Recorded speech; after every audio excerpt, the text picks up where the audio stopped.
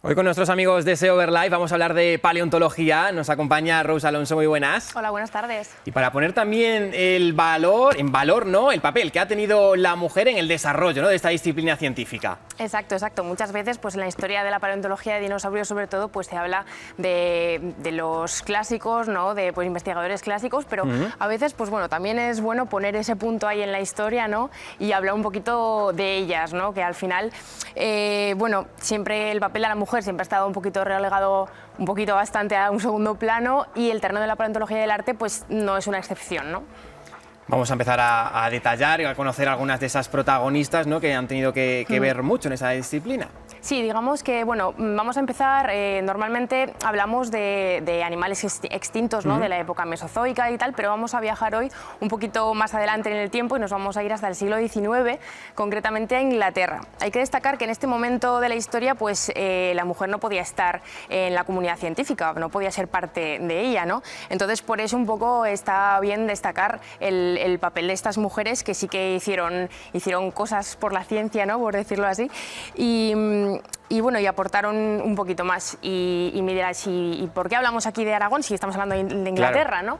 Un poquito, pues bueno, hace unos meses se estrenó aquí, se pudo ver en el Museo de Ciencias Naturales una exposición que se llamaba Ilustrando la Ciencia, paleontólogas e ilustradoras, que hablaba un poquito de esto, arrojaba un poquito de luz sobre estas investigadoras. La más conocida es Mary Anning. Si te suena Mary Anning de algo, porque...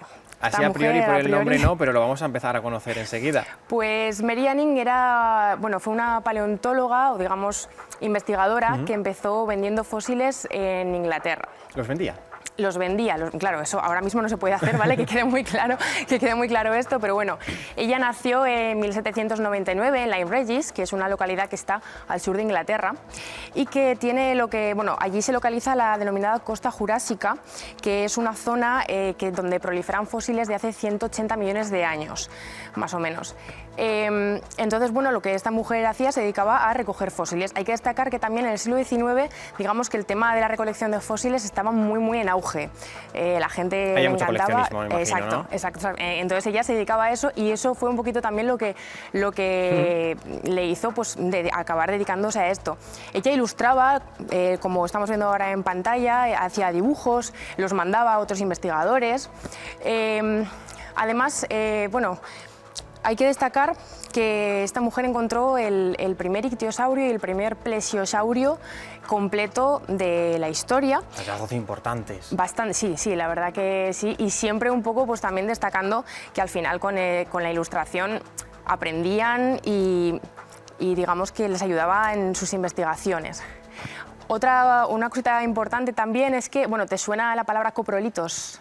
Sí, excrementos, ¿no? Excrementos de dinosaurios. Pues Mary Anning fue la primera, digamos, en pensar que las llamadas piedras Beózar, que proliferaban allí en esos acantilados de Inglaterra, podían ser excrementos de dinosaurios o de animales extintos. Eso no eran piedras. Bueno, entendemos. Más o menos, exacto.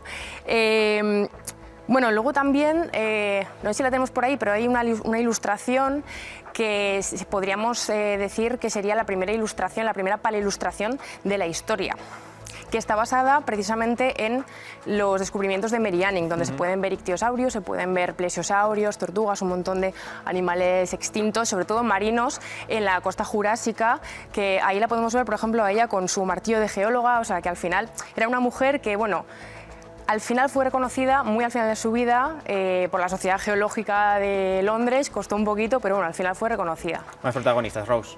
Pues Elizabeth Philpott tiene bastante que ver con esta mujer de aquí, y es que, bueno, una de las mayores paleoilustraciones que existen se hizo con tinta de calamar, de belemnite extinto.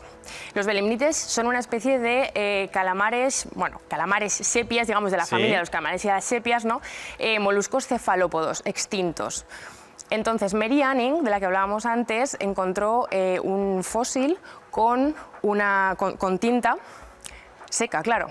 Y lo que hizo Elizabeth Philpott, que era ilustradora también y paleontóloga, podríamos decir, fue dibujar con esa tinta. Ella la diluyó en agua y consiguió pintar, dibujar, ilustrar con tinta de un molusco extinto hace millones de años. ¿Y dibujó ese propio molusco? ¿O no? Pues dibujó peces, dibujó sea, ictiosaurios, paleoarte otras hizo, cosas. ¿no? Sí, paleoarte así un poquito en general. Curioso y llamativo, ¿no? Sí, y además esta mujer también pues, tuvo una colección muy grande que se encuentra hoy en día en el Museo de Oxford, que llegó a tener más de 400 fósiles de 40 especies diferentes y iban investigadores de todo el mundo a verlas, ¿no? Estas mujeres además se carteaban con las mujeres de los grandes investigadores de ese momento de los dinosaurios y bueno, pues al final digamos que se lo comían y se lo guisaban todo ellas. Nos queda una última historia. Pues tenemos también a Charlotte Murchison, que era una mujer que era geóloga, ella ilustraba, ella pues al final era paleontóloga, ¿no? Digamos que aunque no estuvieran reconocidas como tal, su marido era geólogo un poquito inducido por ella, digamos, y también hizo varias publicaciones científicas. Pues bueno, digamos que aunque su nombre no aparecía o aparecía en las ilustraciones, pues bueno, al final era ella un poco la que manejaba todo el cotarro y sobre todo también poner un poco en valor el tema de la ilustración científica en el mundo de la ciencia, pues bueno, al final que el arte no es solo por el arte, sino también por esa ayuda que te da para entender, para investigar. Hay que abrir miras, sin duda alguna. Sí, desde luego. Rose, muchísimas gracias por acompañarnos en la tarde Un placer. de hoy.